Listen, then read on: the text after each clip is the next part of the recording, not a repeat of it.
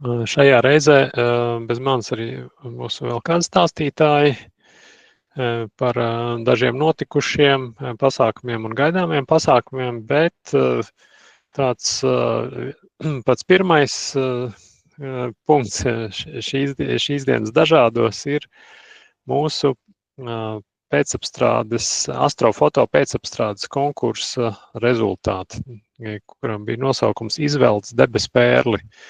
Informācija bija gan iepriekšējā astronomijas biedrības sanāksmē, gan astronomijas biedrības mājaslapā. Bija arī publicēts nosaukums piedalīties WhatsApp grupās. Liels paldies visiem, kuri piedalījās.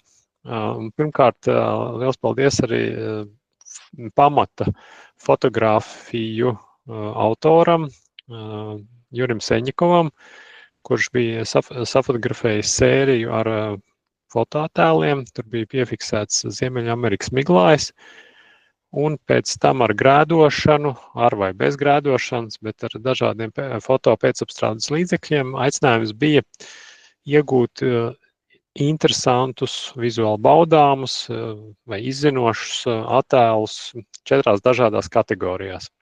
Viena no kategorijām bija tāda, ka nav jāgrēdo, ir jāapstrādā viens pats attēls, kas ir dots, un pārējās 3 bija ieteicams grēdot.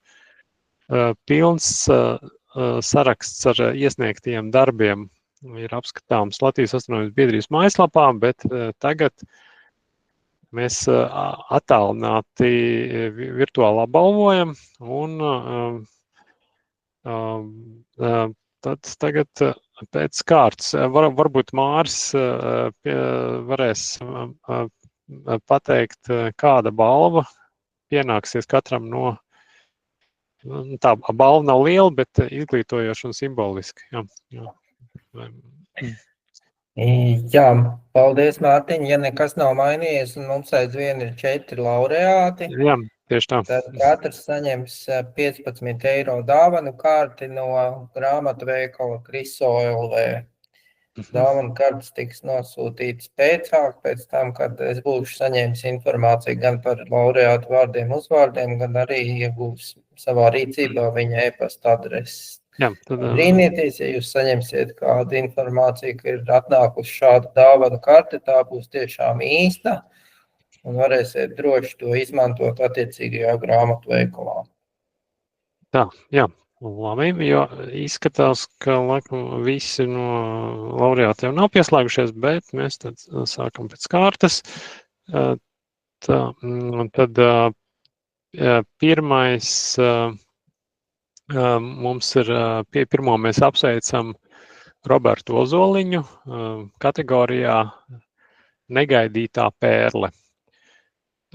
Tas ir šis attēls, par kuru arī klātsošie gan šeit, es domāju, gan klātsošie, gan arī citi balsoja. Tā, tad gan diploms, gan dāvana karte tiks nogādāta, tad mēs sazināsimies. Es nezinu, varbūt Roberts piedalās, te ir Rob O, varbūt, jā, autors, paldies, nevar mutiski atbildēt, jā.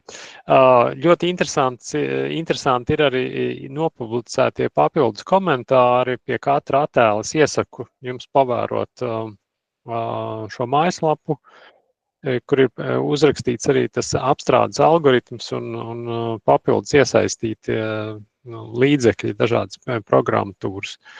Par pašu grēdošanu ļoti laba lekcija bija astronomijas biedrības janvāra sanāksmē. Tā kā to es arī iesaku apskatīties. Un es ceru, ka mēs arī līdzīgi konkursu atkārtosim ar citu debesu objektu. Un es domāju, ar potenciāli vairāk dalībniekiem. Tā, un nākamā kategorija. Nākamā kategorija ir viena kadra pērle. Un šeit uzvarētājs bija Žanis Bondars. Tiešām no viena kadra izvilkt kaut ko interesantu ir samērā grūti, jo gaismas ir maz un tur tā diapazons darbība ir ierobežotāks, bet mums bija tieši no astrofotogrāfu vidus bija arī ierosinājums, ka jāprot arī apstrādāt viens kadrs. Tā, ja es skatos, es redzu, ka Žans Bondars ir pieslēdzies, varbūt ir kāds komentārs, cik viegli, grūti gāja, vai kāds komentārs par šo konkursu, ko vajadzētu varbūt līdzīgā veidā nākamgad darīt līdzīgi vai citādi. Labdien, jā, paldies. Es gribētu pateikt lielu paldies, jāsaka, Jurim Seņikam, jo tieši viņa materiāli palīdzēja man panākt šādu rezultātu. Principā no viena kadra nekad nebija pats mēģinājis kaut ko iegūt tik ievērības cienīgu, jo lielu lomu spēlē šie te kalibrācijas kadri, kur ieguldīts laiks un viņu savākšanai, un viss ir pareizi izdarīts, tikai tad var panākt šādu rezultātu. Un, jā, principā viss atkarīgs no materiāla, un bija prieks strādāt ar tādu. Jā. Vai būtu vērts nākamā gadā kaut ko līdzīgu atkārtot? Tādu konkursu? Jā. Es domāju, noteikti. Jā, es tad saprotu, ka ļoti liela nozīme tiešām ir kvalitatīvam izejas materiālam. Tieši tā. Labi, pie tā mēs arī piedomāsim. Un es arī paļaujos, ka Jurim vienmēr tādi ir. Ja varbūt Juris nākamgad gribēs pats piedalīties kā dalībnieks, tad mums būs no kāda cita jāvaicā avota attēli. Tad to vēl noskaidrosim. Tā, labi, paldies, Žanim. Tā, ejam tālāk. Nākamais mums ir tāds, varētu teikt, pēc krāsām viskrāsainākais, un tas ir uzvarējis kategorijā Skaistā pērle. Autors ir Aleksandrs Standfest. Ļoti bieži publicējas sociālos tīklos, WhatsApp grupās. Es saprotu, tas ir profesionālais pseidonīms, un mēs pat laikam nezinām īsto vārdu, bet tas šī gadījumā nav svarīgi.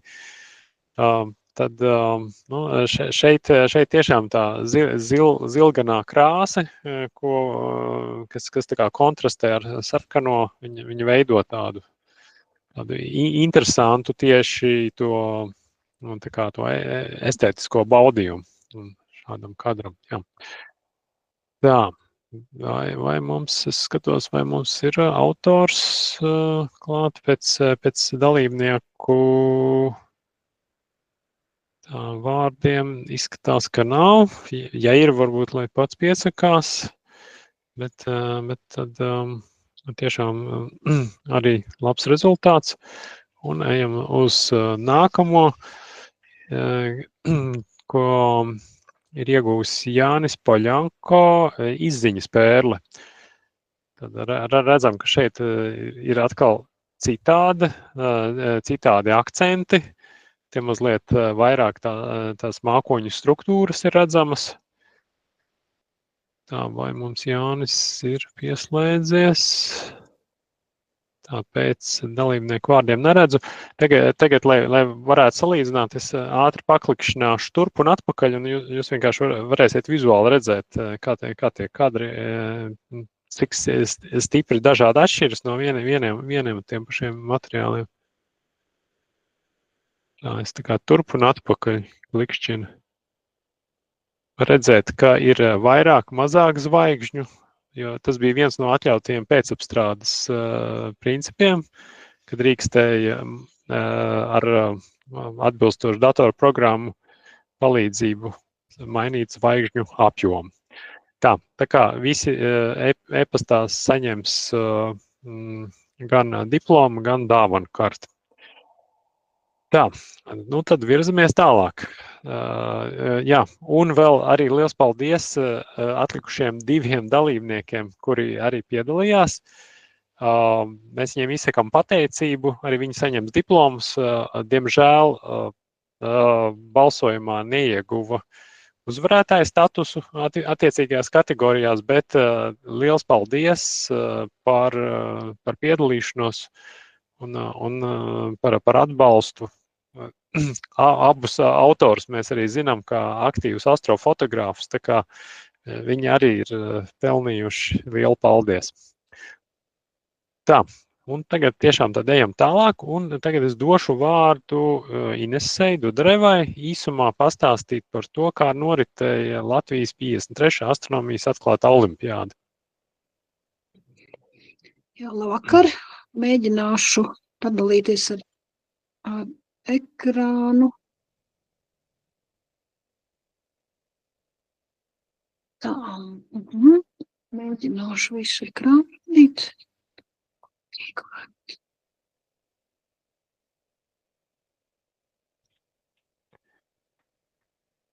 Tā, droši vien var redzēt visu ekrānu tagad, ja?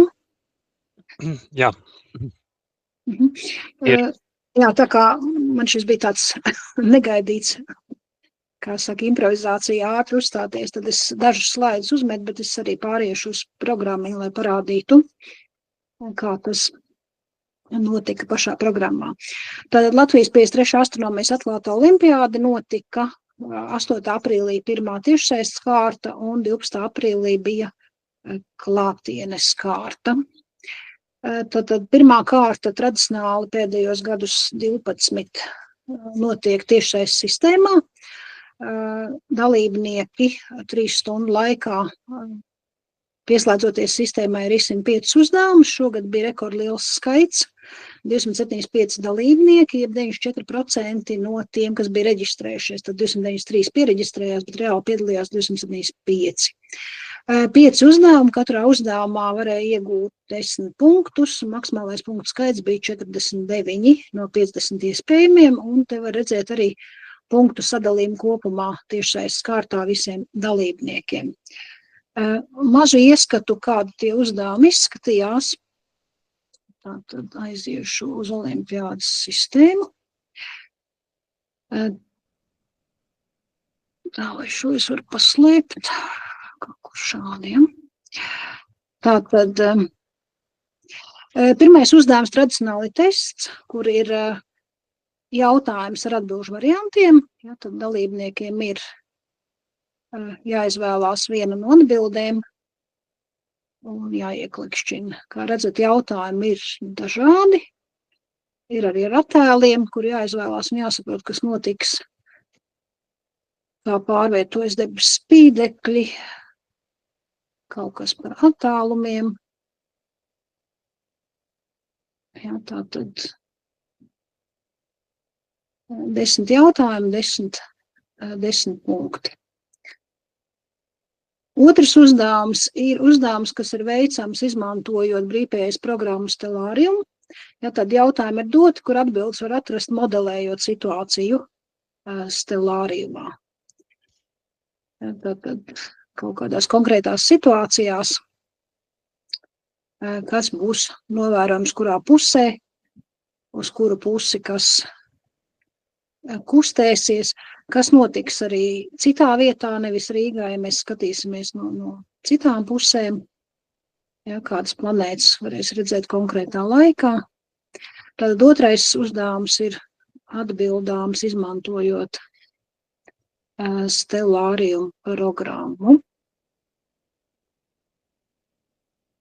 Tālāk trešais uzdevums šogad sastāvēja no, kā saka, īsie uzdevumi no dažādiem īsiem jautājumiem par dažādām astronomijas tēmām. Ja, daži bija tā kā testa jautājumi, tad bija arī rēķināmi jautājumi. Jā, tātad gan par spīdekļu kustību, gan par dažādiem attālumiem un leņķiem. Jā, gan jautājumi, kur vajadzēja tā kā demonstrēt izpratni par to, kas kā notiek, gan tādu mazliet, kā saka, krampīgāku uzdevumu, kas jārēķina. Tātad šie bija tie īsie uzdevumi, tad trešais arī, par kuru varēja saņemt 10 punktus. Nu, un 4., 5. Visi šie bija pirmās dienas uzdevumi. Jā, jā, visi neklātienes kārtā 3 stundas. Jā, tātad 4. bija par ģeostacionāro pavadoni. Tātad viena situācija un dažādi jautājumi saistībā ar šo te situāciju. Ja? Tā kā sakarības jāprot analizēt, arī izrēķināt dažādas lietas. Jā, rēķinot var izmantot astronomijas formulu lapu un visādus dažādus resursus. Protams, šogad izaicinājums bija mākslīgais intelekts, vai ne? Kas organizatoriem ir versija, ka tāpēc bija tik daudz dalībnieku, bet kā jūs redzējat pēc punktu sadalījuma, tas arī nepalīdzēja, jo maksimālais punktu skaits bija 49 no 50. Bija jautājums, ar kuru neviens nebija ticis galā. Tas bija konkrēts jautājums, vai tur bija kaut kāda... Konkrēts jautājums. Viens jautājums, kuru pilnīgi neviens nebija ticis galā, jā? Jā, šis konkrētais B2, jā. Tur bija nulīt, nevienam nebija nekāda atbildes. Ja pa pārējiem bija dažādi, dažiem bija, dažiem nebija, bet ar šo nebija neviens ticis galā. Nu, un pēdējais 5. uzdevums neklātienes kārtā bija par tātad emisijas miglāja apgabalu. Jā, tātad arī dots grafiks, no kura bija dažādas lietas jānolasa. Jā, tad arī šis tas jāparēķina. Nu, tāda skolēni tie ievad atbildes, es te šobrīd nevadīju atbildes, lai netērētu laiku, bet principā ir tā, nu labi, es ievadīšu vēl kaut kādu skaitli. Nezinu, kas man tur būs. Nav svarīgi, ja? Es vienkārši, lai parādītu to sistēmu. Tad, kad skolēni pabeidz uzdevumus, viņi, tad 3 stundu laikā sistēma pat aizvarās. Ja tu pabeidz ātrāk, tu vari tos uzdevumus iesniegt. Man rāda nav vēl atbildēts, jo es tur neko nerakstīju iekšā, ja? Tad iesniegt visu un pabeigt. Un tad skolēni uzreiz iegūst informāciju, cik daudz laika patērēja. Man patērēja tik daudz laika, tāpēc, kad es atvēru vaļā iepriekš, viņš vienkārši stāvēja vaļā. Bet pie katra jautājuma ir tātad atbildes, pasaka, vai atbildi pareizi vai nepareizi. Un arī tātad šeit ir pareizās atbildes. Ja mēs ejam uz risināmiem uzdevumiem, tad es pārlekšu. Atvainojos, ka tā skrienu, bet pārlekšu uz kaut kādu, es varu pārlekt uzreiz, pieņemsim uz to pēdējo uzdevumu, kur es kaut ko ievadīju, ja, tad man visur rāda sarkanas krustiņus, jo es neesmu neko pareizi ievadījis vai vispār atstājis tukšu, bet šeit ir risinājums, kā bija jārisina. Tas nozīmē, ka pēc olimpiādas beigām, kad kādu stundu paiet, tiek atvērts skolēniem risinājumi, viņš var ieiet iekšā un apskatīties, kā viņiem veicās.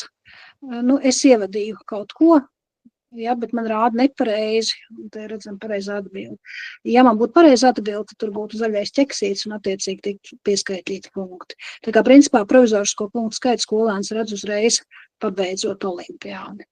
Tātad šī bija tā tiešsaistes kārta neklātienē. Un pēc neklātienes kārtas rezultātiem skolēni, kas bija ieguvuši vismaz 35 punktus, no iespējamiem 50 tika uzaicināti uz klātienes kārtu, kas notiek Latvijas Universitātes zinātņu mājā. Tie bija 38 dalībnieki un apmēram 1 stunda bija jārisina 2 uzdevumi. Pirmais uzdevums bija tā kā tests ar atbilžu variantiem, bet nevarēja izmantot neko. Viss bija uz vietas, bet otrais uzdevums bija tātad dota zvaigžņu karte, un dalībniekiem vajadzēja jau visādas lietas atpazīt. Nodemonstrēšu, kāds izskatās šis otrais uzdevums.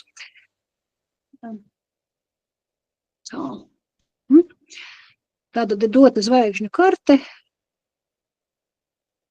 Šajā zvaigžņu kartē ir atzīmēti ar cipariņiem, burtiņiem gan zvaigznāji, gan zvaigznes. Un dalībniekam vispirms vajadzēja saprast, kurā pusē, kura debesu puse atzīmēt. pēc tam atzīmēt, kur atrodas ziemeļpols,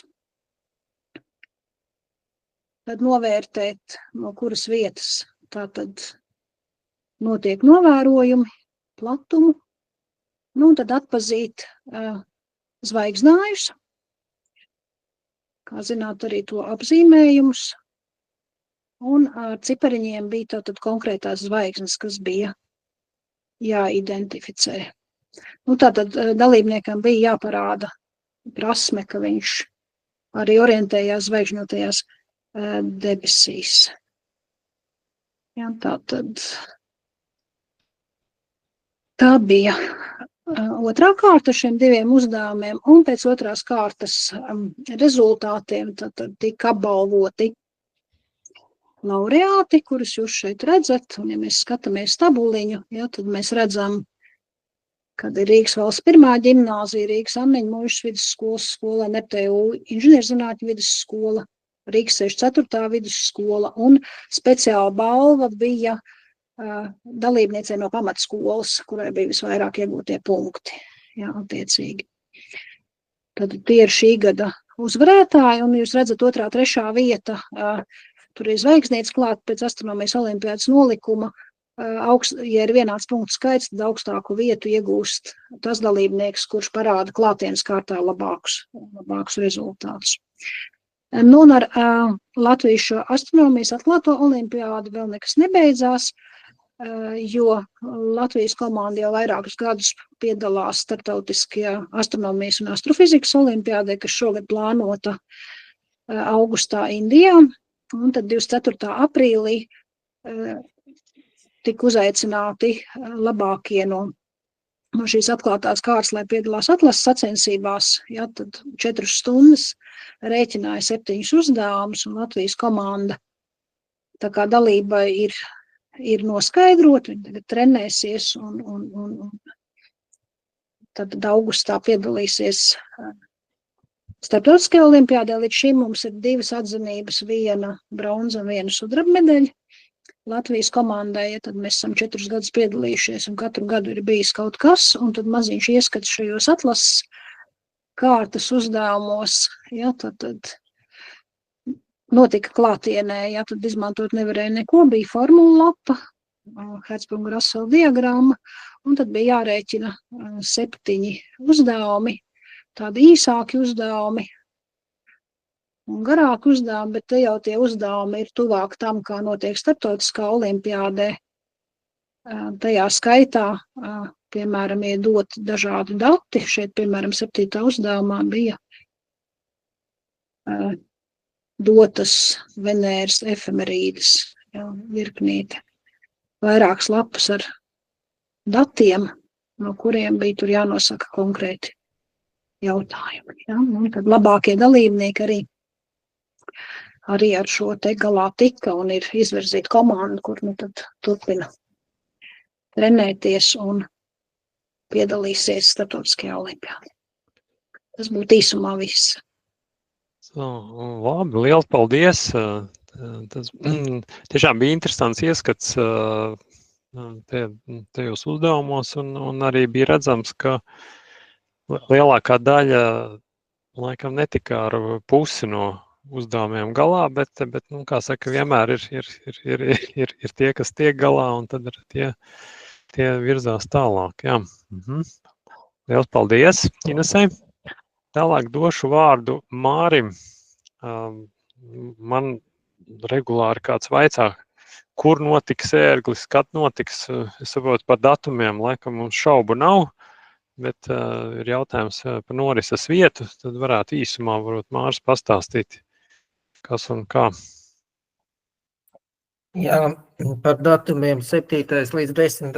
augusts bija jāizvēlas ļoti agriem datumiem vai ļoti vēliem, un tā kā Persīdas tomēr labāk novērot ir pirms maksimuma nekā pēc maksimuma, tad nolēmām izvēlēties 7. un 10. augustu. Un šobrīd kā norises vieta ir izvēlēta Snēpeles muiža, Kuldīgas novadā. Diezgan attāla vieta, diezgan tālu jābrauc no Rīgas, bet es ceru, ka kartē ik viens varēs atrast, kur atrodas muiža. Šobrīd risinām praktisks jautājumus par to, kā organizēsim nakšņošanu, arī ēdināšana būs šoreiz ar piegādi jāorganizē, bet es ceru, ka vietas saimnieki mums ļaus izmantot visas iespējamās opcijas. Un, protams, atliek cerēt, ka arī laika apstākļi būs labvēlīgi. Apkārtne nav ar ļoti lieliem plašumiem, bet spriežot pēc fotoattēliem, kas ir manā rīcībā, vismaz daļa teritorijas būs piemērota novērojumiem. Nekur tālu no muižas nebūs jāiet. Manā skatījumā visai oriģināla, eksotiska un galvenais vēsturiska vieta. Tā laikam ir otrā vai trešā reize, kad mums notiek muižas telpās ērgļu pasākums. Tā būs vismaz trešā. Jā. Jā, Korķene bija tāds nosacīta muiža. Jā, mums bija Augstkalne, Zentene. Vēl ko cēni, taču arī ir bijuši. Jā. Augstkalna arī, tad jau tā būtu piektā. Tad tiešām viss ir. Tas īsumā par izvēlēto vietu un saturs un vispārējā informācija, protams, sekos. Tad 7. līdz 10. Tas tāds, tā ir ceturtdiena, piekdiena, sestdiena, svētdiena. Jā. Ierastais formāts. Labi, tad sekojam līdzi reklāmai. Paldies, Māri, par informāciju. Šis bija tāds pirmais oficiālais paziņojums par to, kur notiks ērgļa seminārs. Un arī tāds provizoriskais logotips. Nav zināms, vai tas ir oficiālais, bet tā versija. Kas vēl gaidāms? Tad arī tāda īsts ieskats, es jau iepriekš esmu minējis par dažiem astronomiskiem notikumiem, kas potenciāli varētu būt, piemēram, nav beigušās ziemeļblāzmas, viņas jebkurā brīdī pēkšņi var parādīties, viss atkarīgs ir no saules aktivitātes, lai gan tā sumāri vidēji samazinās, bet individuāli notikumi var izraisīt diezgan ievērojams ziemeļblāzmas, tā kā sekojam līdzi. Arī pat gaišajos mēnešos, lai gan debes nebūs ideāli tumša, var arī kaut kas gadīties vēl maija datumos, jo pagājušā gadā 10. maijā bija ievērojama ziemeļblāzma, piemēram. Tad sanāks jau pēc ērgļa semināra būs 12. augustā Jupitera un Venēras konjunkcija, kas tāds interesants baudāms skats. Septembrī tas sanāk, jāapstāsta, kurā datumā mums sanāk septembra astronomijas biedrības sanāksme, bet tieši ap to laiku, 7. septembrī, būs arī pilns mēnesis aptumsums. Latvijā mēs neredzēsim to pilnībā, bet pilno mēnesi aptumsumu mēs varēsim novērot. Rudenī vēlāk jāsako līdzi novembrī brīdim, kad pilnībā no skata pazudīs Saturna gradzeni, jo Saturna gradzeni būs vienā skata līnijā ar virzienu pret Zemi. Mēs atradīsimies nosacīt šo gradzenu plaknē. Tas tāds interesants moments, kas ir novērams reizi 15 gados. Par All-Sky 7 kameru tīklu jau esam runājuši iepriekš. Mums bija oktobrī arī vesels veltīts pasākums, lekcija par to. Mums parādījās novembrī pirmā stacija Lielzeltiņos, un mēs jau sākām domāt, kā mēs varētu atrast pirmo mūsdienās svaigi nokritušo meteorītu, jo citās valstīs jau tas lēnām notiek. Pēc tam martā startēja otrā stacija Ķīpselā. Tad pirmā stacija ir Lielzeltiņa, otrā ir Rīga Ķīpsela, un tagad procesā pavisam drīz, tas varētu būt tuvākā mēneša vai pāris mēnešu jautājums, kad Suntažos Starspace observatorijā startēs 3. Olskais 7 stacija. Šeit mums izveidojusies tāda interesanta konfigurācija, ka gandrīz uz vienas līnijas stāv visas 3 stacijas. Tas, protams, no ģeometriskā triangulācijas viedokļa nav nekas slikts, bet arī nav tā labākā konfigurācija, ja, pieņemsim, tas meteors krīt dažos tādos virzienos, tas var ierobežot tādus kvalitatīvus aprēķinus, jo, ja tie 3 punkti būtu vai vairāk veidotu 3 stūri, tad, protams, tas būtu labāk. Bet, jebkurā gadījumā, mēs joprojām skatāmies, ka mums vajadzētu paplašināt to tīklu, jo šobrīd tie attālumi nav lieli, un tas koncentrējas ap Latvijas centrālo daļu. Mēs ceram, ka arī Igaunija un Lietuva iesaistīsies. Lietuvā ir viena stacija pie Trakai, bet tas ir diezgan tālu. Bet Latvijā vēl vismaz 3-4 stacijas ļoti labi iederētos, un ja būtu vēl kaimiņiem kādas, tad tas būtu pavisam lieliski. Jo vēl ir tāds sarežģījums, ka brīžiem dažās vietās ir mākoņi, dažās nav mākoņi. Konkrēts piemērs bija, tagad Astro grupā bija jautājums, vai kāds 1:30 naktī redzējis kādu debesu uzplaiksnījumu. Pārbaudīju Lielzeltiņa observatorijas arhīvus, tajā brīdī tur bija mākoņi, bet pieņemsim Jelgavā mākoņu nebija. Tā kā attālums nav liels, bet laiks atšķirās. Nekāds uzplaiksnījums netika atrasts, bet vienkārši tā ir ilustrācija tam, ka arī pat netālu esošām stacijām vai novērošanas kamerām var atšķirties tie apstākļi, kā ir redzama debesa. Tā kā šeit viss notiek, un mēs tagad ceram vasarā veikt eksperimentus ar sudrabaino mākoņu novērošanu. Šis projekts par sudrabainiem mākoņiem joprojām ir spēkā. Sekojiet līdzi reklāmai tie, kur ir WhatsApp grupā, būs informācija par to, kā mēs varam novērot paši, un potenciāli arī mēs varētu sasaistīt to kopā ar šo Olskai 7 staciju novērojumiem. Tas vēl ir šobrīd tādā apdomāšanas stadijā. Te viena tāda informācija, ka būs tāds tiešsaistes seminārs, var pieteikties līdz 6. jūnijam, 10. jūnijā. Seminārs, kur tas ir tāds apmācību seminārs astronomijas amatieriem par to, kā var iesaistīties diezgan profesionālos zinātniskos pētījumos. Meklējiet pēc vārda